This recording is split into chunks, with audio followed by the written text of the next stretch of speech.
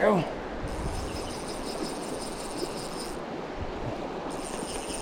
Boy, I just kept working that with different angles. There's a rock out there in a soft spot. Just got into the perfect position to make that drift. Just got that perfect drift. Nice solid one. Thank you there, Mr. Brown. Thank you, buddy. So you can see this nice eddy in here, and there's a rock probably 20 feet away, maybe 23 feet away from me. And he was on the right side of that rock, just on the edge of that fast current. And I was over here, down here, a little out, and I was making upstream casts, and I was just trying to work it. The wind's really coming downstream, so I'm trying to keep my cast in front of me, but I just wasn't getting a good drift. So I just came around here, made a couple really nice casts. I tucked it in front of that rock, and it maybe drifted 3 feet or so, and he nailed it. And you know, that was just all about getting in the right spot to get that right drift. I just cannot stress the importance of positioning and where we move and where we put ourselves in the stream before we make that cast, because we're trying to get perfect drifts, and your position is so vital in really setting up that drift. So just like I said right here, I was standing here, I moved over here maybe 8 feet, made a couple casts, just got a better angle of entry, just a better drift, and that nice little brownie nailed it. So as I work my way up the stream today, I'm just gonna really talk about what I'm seeing and where I'm gonna put myself to get myself in that perfect position. And hopefully we'll catch a few more fish. Having a lot of wind here today, so I really wanna, well, I'm always big on fishing upstream and back to you, but really when you get that wind, you really got to pay attention to that and try your best to fish upstream and back when you get these downstream winds, because if you're trying to fish across, the wind's going to grab your leader. I don't care how thin it is. I'm going to take a step out here and really work this eddy. That is a good looking eddy. Coming right down on the edge of that rock again.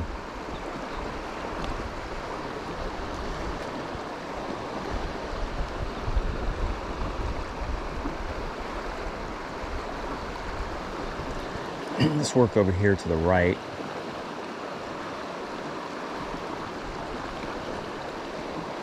As the sun continues to get up, I expect him to get that fast water. There's a cute little guy. Jumper.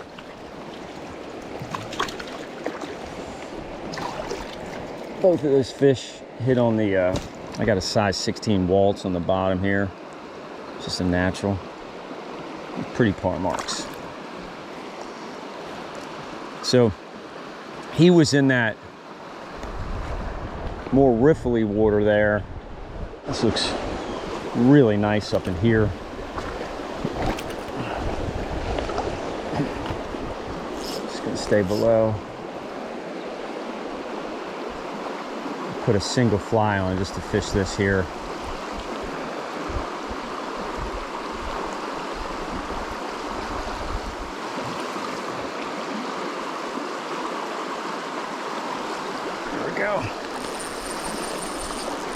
There we go.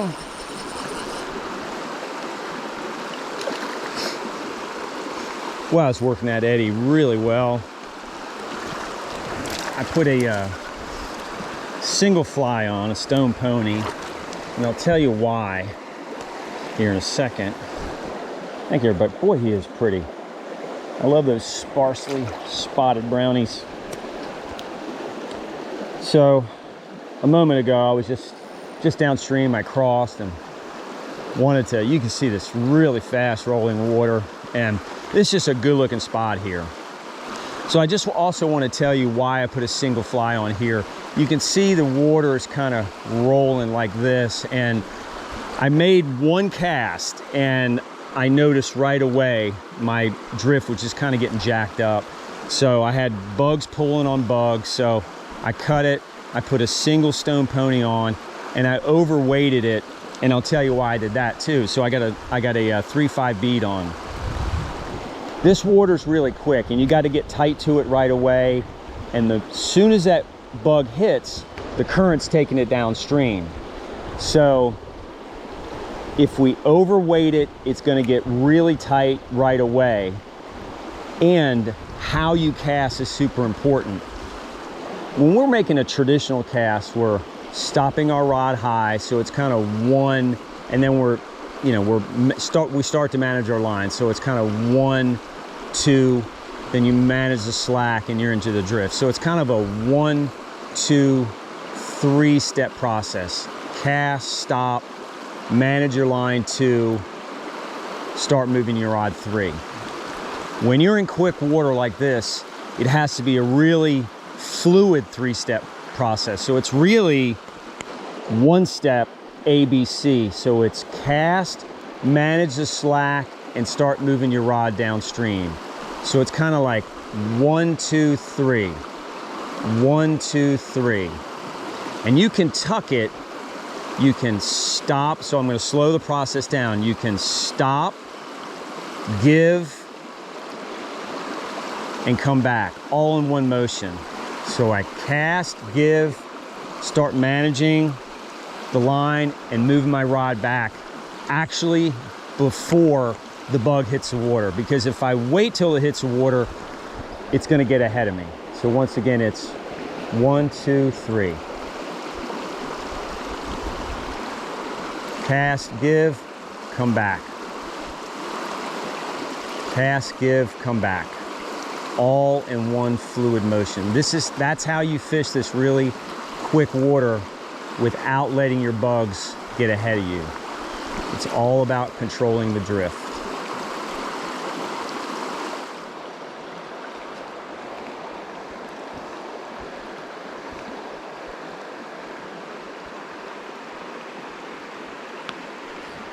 There we go.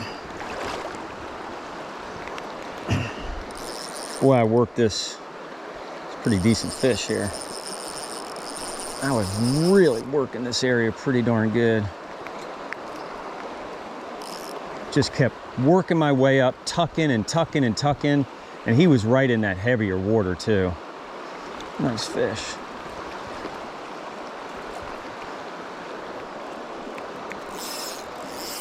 Real nice fish.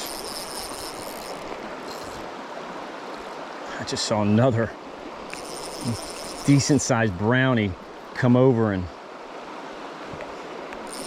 take a look at it. Yeah, this is a real nice fish.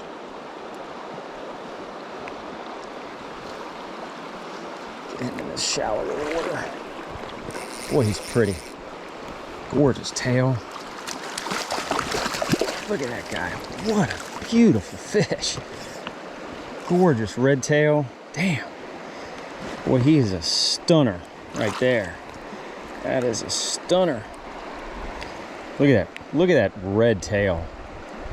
What a beautiful fish. Look at that. Thank you there, Mr. Brown. Thank you, buddy.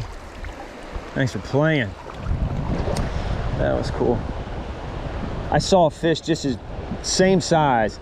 Just, I saw my fish kind of flash, and then I saw another one kind of move over towards it. That was pretty cool. So let me just tell you what I did here. So I started out below here, and it's deep right here, and I'm just right on the edge. And I was just working my way up here. The wind is really gusting down, so I got to keep my cast in front of me. So I'm casting upstream, and then I'm slowly lifting my rod tip, and I want to get vertical.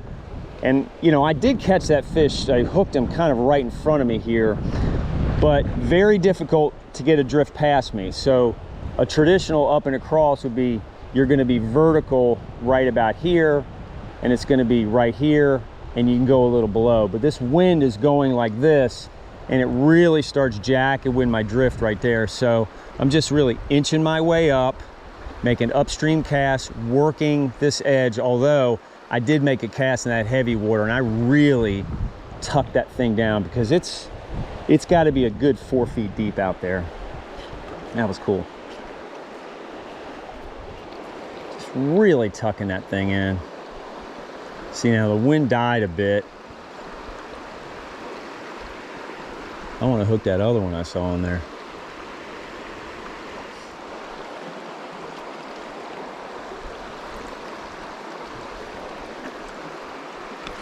Oh, you mother.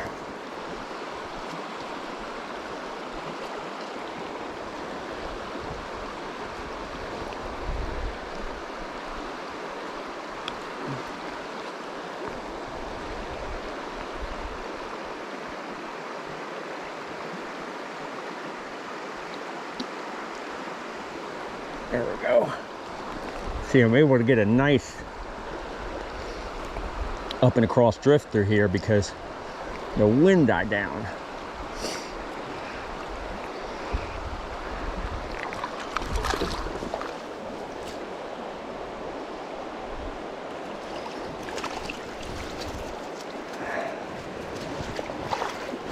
Respectable. He hit the dropper. Size 18 Flash Perdigon. Thank you there, buddy. I'm pretty much staying in the same spot as I caught that last one. I might have took a step up, but I'm getting a more traditional up and across drift here because the wind died down and this water allows me, you know, I can position myself. I caught him in that heavy run again, and that's, you know, my rod caught 11 feet. That's probably 15 feet out in front of me, and I caught him just below. This is a nice looking hole. Just tuck it in there.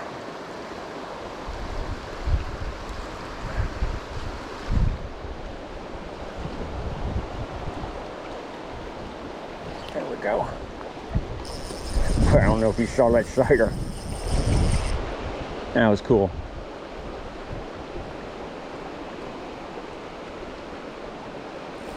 Nice fish too.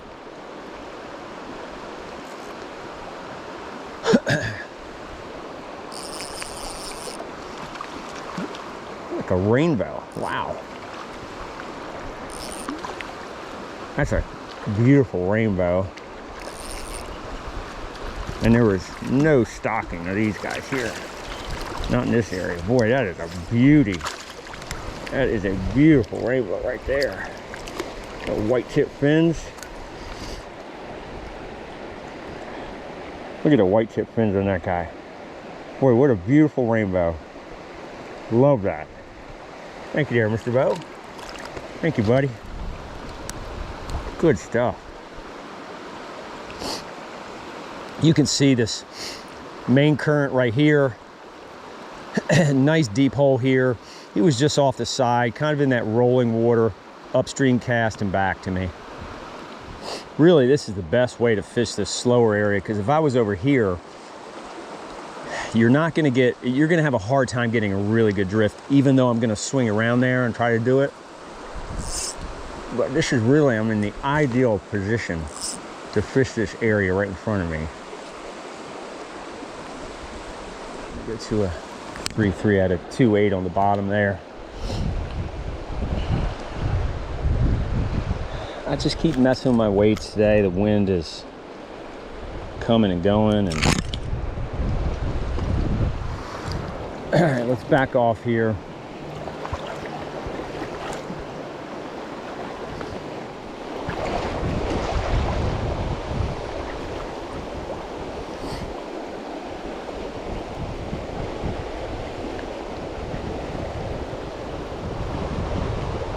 There we go.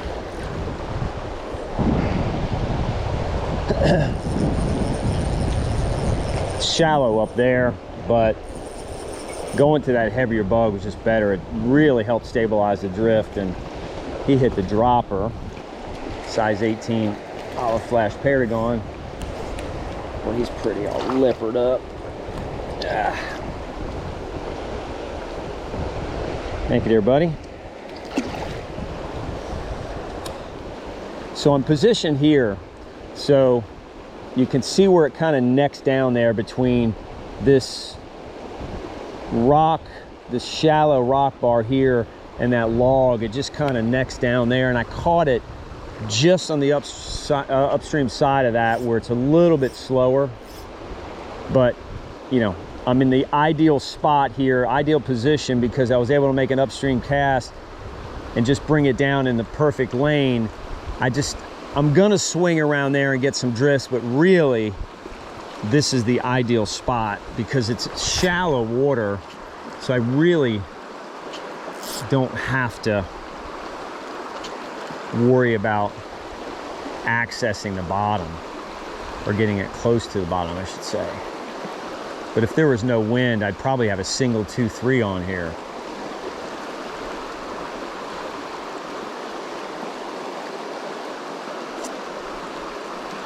Here we go. Nice fish. Kind of the same spot, a little bit closer though. A little bit closer. Ah, damn, that was a decent one. So you can see that rock kind of dumps over, and then this shallow bar, it was right on the edge of that.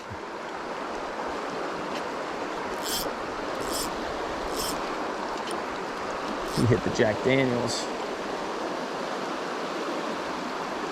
So really two fish kind of out of the same area there.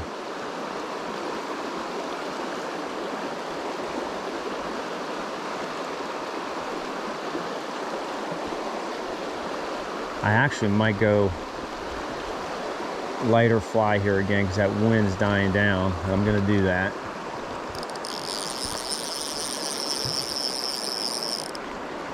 That's why you really want to get good at tying knots, because if you're out there and you're managing the weight, or managing your weight, I should say, you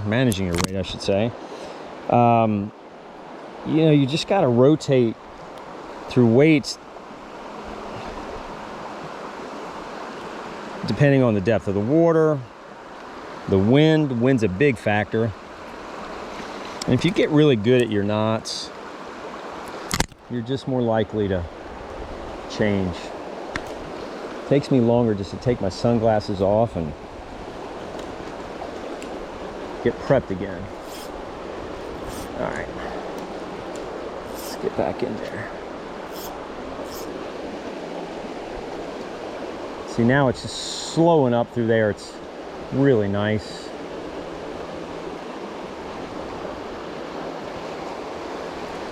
And that's an area I can tell you, if I was standing right here, which a lot of people are gonna do, I've seen there's a lot of people on the stream today.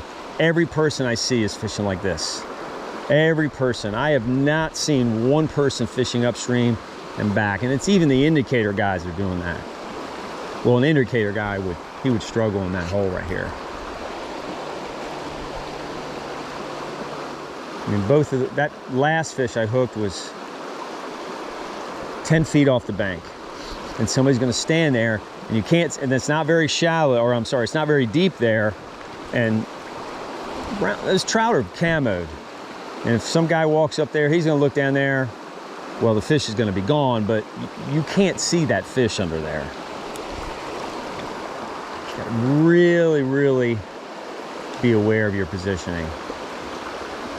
Not only setting up the drift, but just so you're not spooking the fish. Nice little spot up here.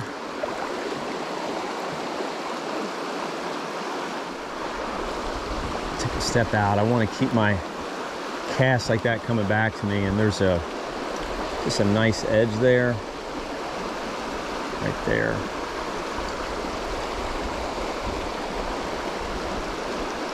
There we go. Just kept working it, and I lost it. It's two in a row lost. But you can see, I took a step out. I kept it in the same lane and just brought it right back to me, and he nailed it. Once again, that water's so shallow, you know, people always want to stand on the edge of the stream, so nobody's going to stand back here and fish that. Everybody's going to want to walk up and just kind of plop it in front of them, and those fish are They're just not going to stand for that. Some rolling water up there. I'm going to make a couple casts over here, but then I'm probably going to swing around there though.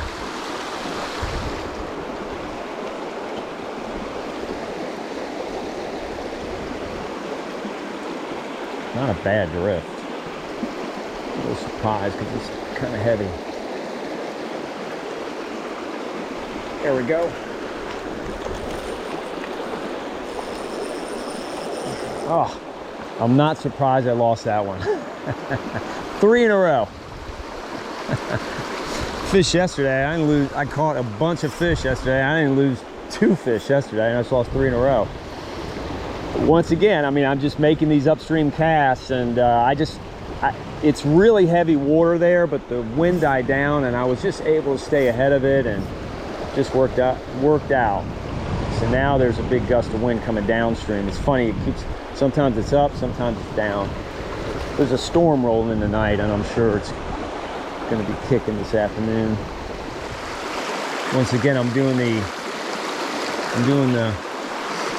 1, 2, 3. Cast, give, come back. And I'm contact right away. Cast, give, come back. There's a fish. It's a nice fish. That's a nice one.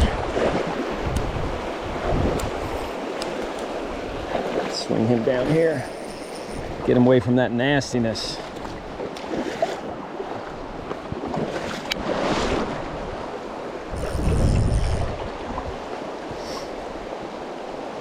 He hit the Jack Daniels. That lighter Jack Daniels I put on. Boy, he's a nice fish. Pretty brownie. Good looking fish. Boy, you can't beat that. That's a beautiful fish. Thank you there, Mr. Brown. Thank you, buddy. Let's see if they're in this heavy stuff.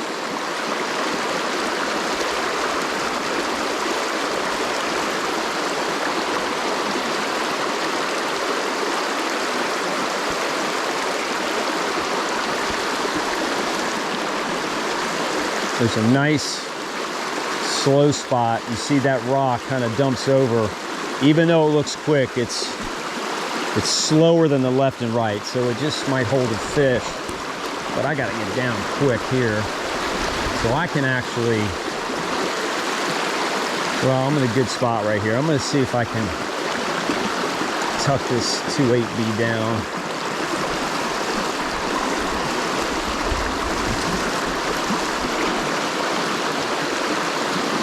Not bad. Didn't love it though. It's better.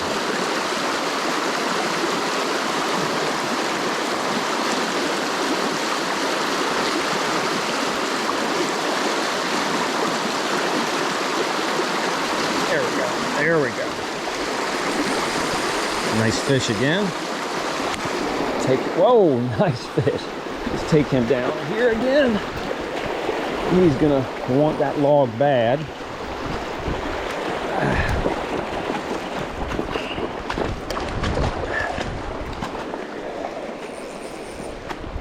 No sense of fighting him up there when I can stumble my way down here. Just a nice, beautiful brownie.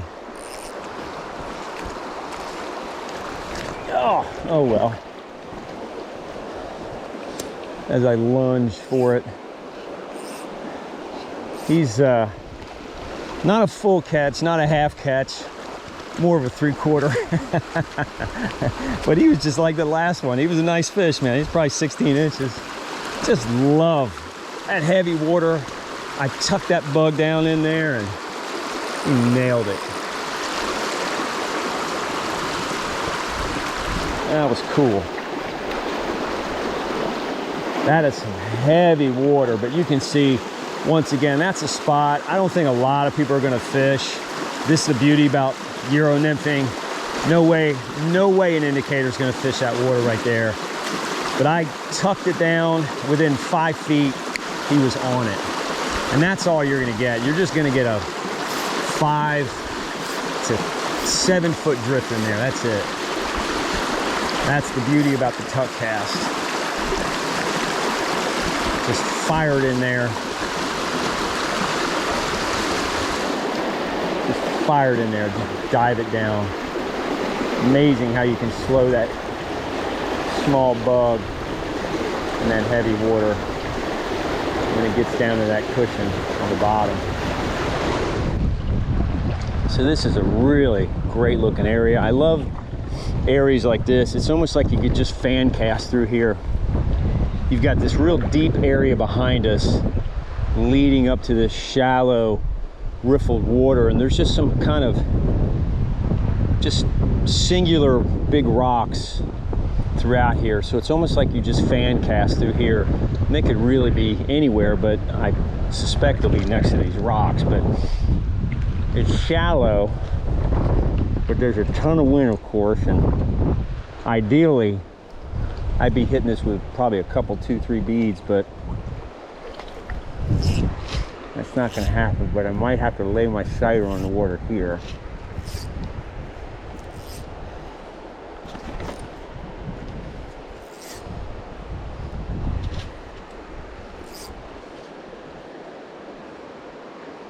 Just laid it on a little bit. I gotta watch this tree behind me.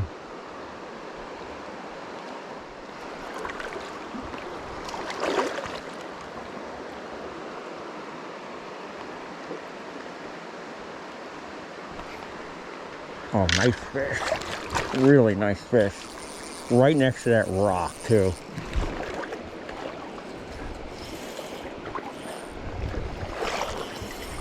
Oh, good fish.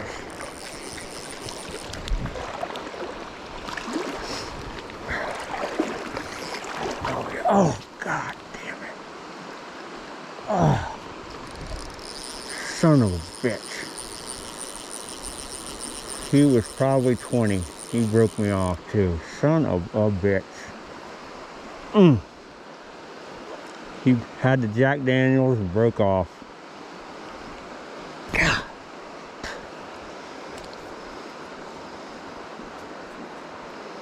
Just a clean break. It must have nicked his teeth. He probably swallowed it. Damn. That was a hell of a fish. I saw him flash. He was every bit of 20.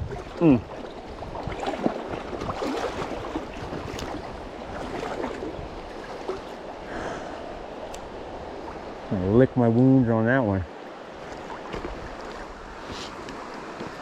So this area here is really cool. Like I said, you got a rock here, there, and there. And that fish was, I thought the fish would be laying next to these rocks here, and that fish was right in front of that.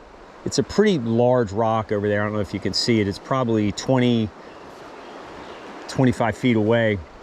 But this is a really unique area. This stream has a lot of bottom structure, but this particular area, and I don't know why, it doesn't have it here. And it's only this one stretch here from this tree to the riff there.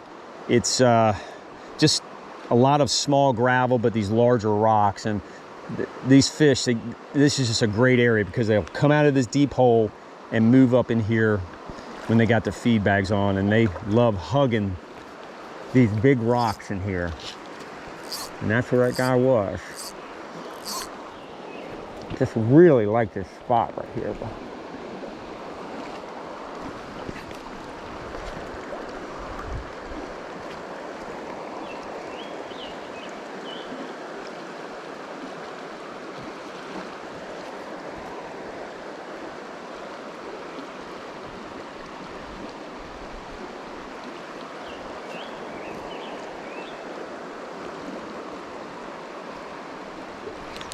There we go. Knew there'd be one there. It's just really working that rock in front of me here. And he was on the back side of it. Boy, he is pretty. car marked up. Good looking fish. He hit the JD. There's car marks, orange spots. Thank you, Mr. Brown. So even though I'm standing straight across from it, the fish was on the other side of that rock, and I just kept tucking it, really working the edge of that rock, and sure enough, he nailed it.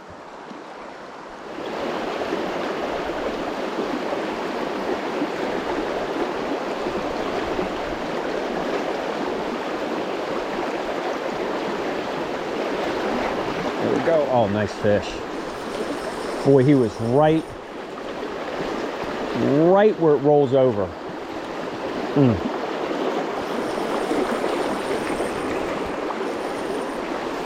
This is a real nice fish. This is going to be interesting. Well, he did me a favor, went upstream.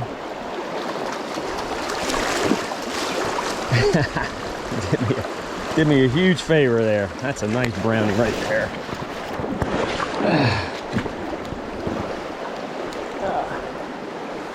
That is a beauty right there, buddy.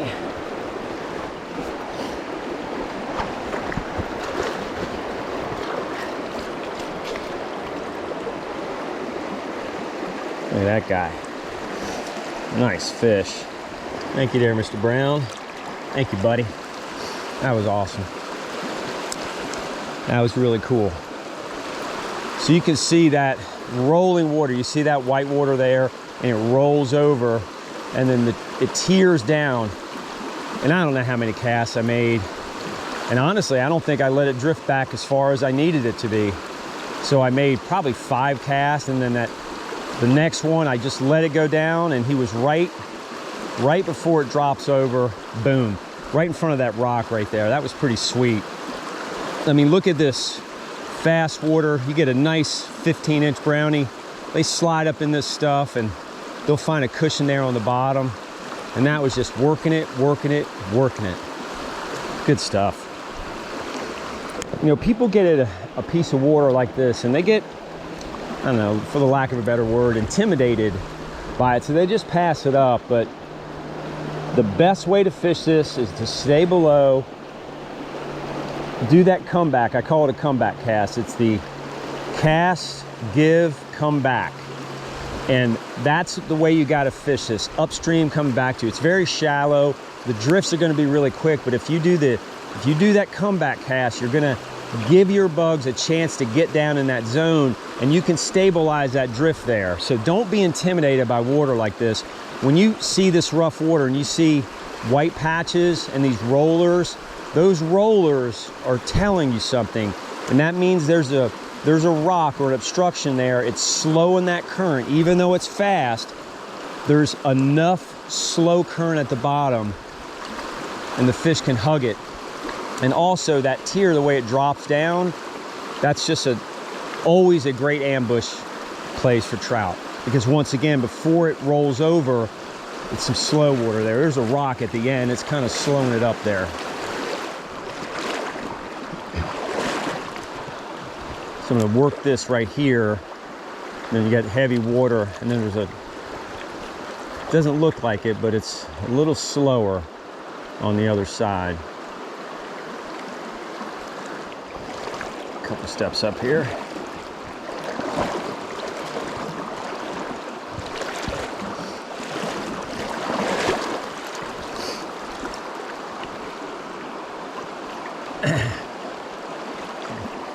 Nice area right through there.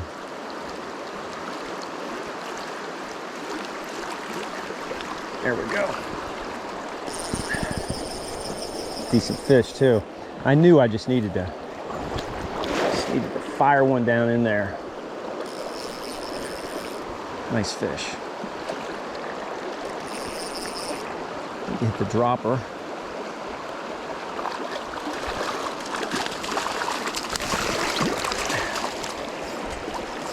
It's a size 18 light bright Perdigon I put on. He nailed.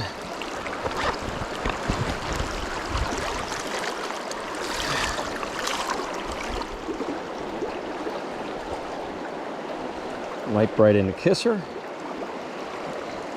Good looking fish. Thank you there, Mr. Brown. Thank you, buddy. I'll tell you about this spot here. I really felt good about that. Boy, I love this heavy water like this. So, some depth out there. It's probably, I don't know, it's above my knees right there, maybe 2.5 feet deep. You got this edge right here looks really good, but then you got this rolling water, and up there, that white water that kind of rolls over, there's a rock there, and then it slows down right through there, and there's another rock right there. That's where that fish hit. But it's actually, all this looks fast, but it's slow enough right to that rock. So just a really, really ideal spot in this real heavy water here.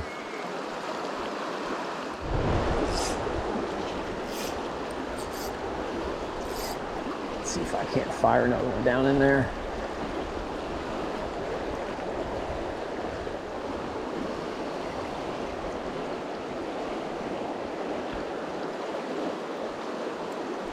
There we go. Felt good about that drift. Another nice fish here.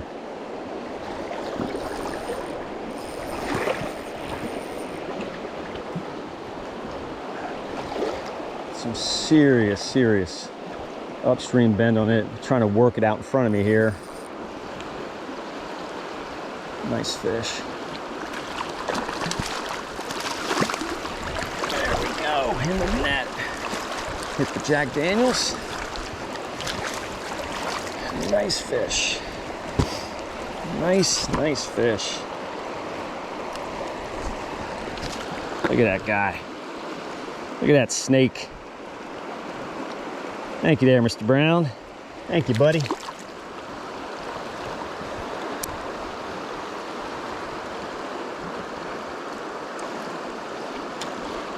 Same stuff, just I made a couple casts after that last one I caught, and then I just really, I wanted to get it down to the heart of it, and I made a really nice hard tuck cast, got it down right away, and he kind of hit just right out there. And I'm probably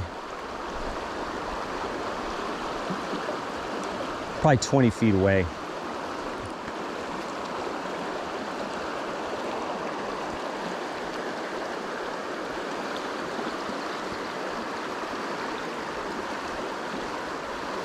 I don't know if you saw me adjust my rod just before the bugs hit.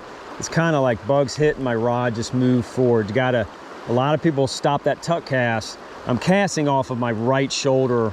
Ideally, I should be throwing off my left shoulder, but I got a tree behind me.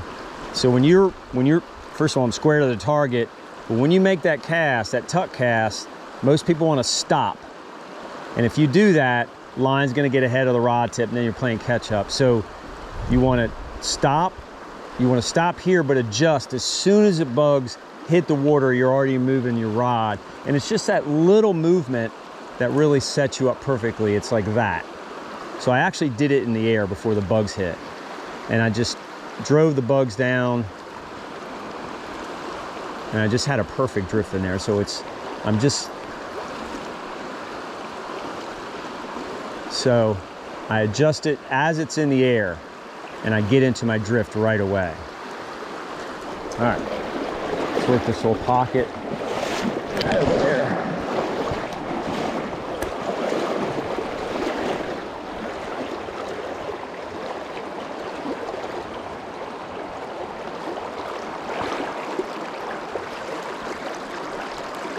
There's a lot of guys walking through this area though.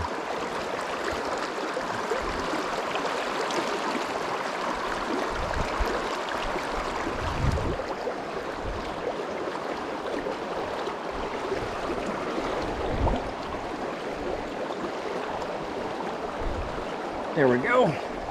Nice fish. Oh, God damn it. That was a hell of a nice fish. Just, I can't tell you how many guys cross here. And I guarantee you nobody threw right there. Just don't overlook these lone boulders in the rifts like this, and you can see that nice depression. There's clearly enough water there to hold a nice fish. And boy, look at that. I think that was my 4th cast, and I just had to get the right drift. Boy, he was a good one. You know, Friday, peak season, central Pennsylvania, on these limestoners, it's just going to see a ton of pressure, and there are just people everywhere on the stream today. I mean, I've been high-holed multiple times today. You can see there's 3 guys up ahead of me, and boy, these fish are normally pressured out here all the time, but today is just one of those days that, I mean, I fished this area down there, and I can't tell you how many people I ran into, but I worked them hard, and I did really well. And it's all about positioning, all about getting those perfect drifts, especially when you're fishing for massively pressured fish. If you don't do that, you're just going to have a really tough day on the stream. So really focus on that. Think about where you need to stand to get that perfect drift. So I'm going to be calling it quits here today. I hope you enjoyed the video today. I talked a lot about positioning, and it doesn't matter if you're dry fly fishing or Euro nymphing. Positioning is key in order to get a perfect drift, and today was the perfect example. I mean, super pressure today. I mean, just tons of people on the stream. It is the beginning of May, and it's peak season here, so I'm not surprised. But it was really vital for me to get the perfect drifts, and also found fish in spots that I was watching people walk right on by. And that's what happens when streams get a lot of pressure. Fish, they just slide up into these obscure places that you just wouldn't think anything about it. But if it holds enough water and there's cover, you'd be surprised they're going to slip up in there. So don't walk by those spots anymore, especially on a pressured stream. I hope you enjoyed this video. If you did, I appreciate if you give me a thumbs up. If you have any questions or comments, feel free to leave them below. Happy to help you out. And as always, tight lines, everybody. I'll talk to you later. Bye.